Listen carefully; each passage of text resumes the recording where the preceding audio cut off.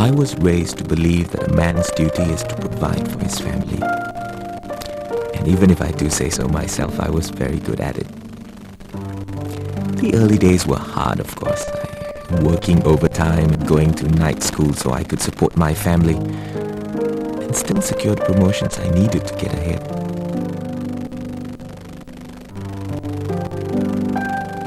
Soon working hard became a habit. There was always something more to pay for. Setting up my own business, a bigger house, new cars, a condo for investment. The list goes on.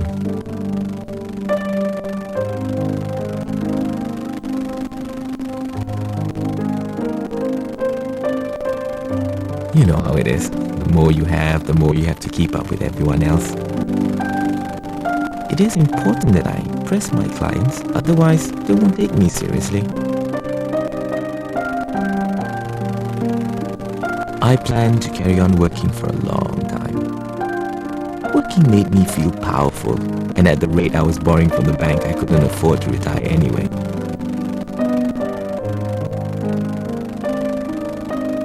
I was so busy, I didn't even have time to think about anything else.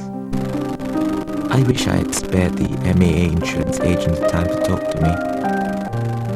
He wanted to tell me about insurance and why I needed it. How could I have known that at the age of 38, my heart was going to give way? Looking at it now, I guess my body was objecting to the way I've been treating it. Lots of stress, constant diet of rich, unhealthy food, and no exercise at all.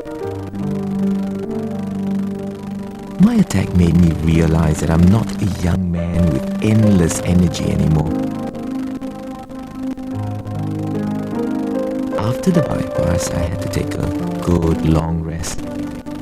It was really bad timing because productivity at the workshop was already down, and the business sorely needed my attention, not to mention all the interest I had to fork out to the bank each month.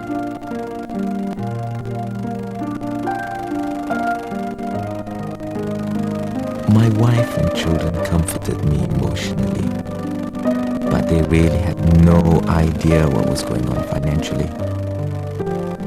They were so used to the good life. They were used to never having to think about money. It was never a problem before because I gave them everything they wanted. After all, what else was I working so hard for? At that time, my son Jason was bound for a prestigious university in the UK. All his friends from the private school he attended were going. When I told him he'll either have to delay his education or apply to a cheaper college, he was very disappointed. He didn't complain, but I could tell from the expression on his face. What else could I do? In the long run, it was a better plan than the risk of a bank foreclosure. Then we'll be left with nothing.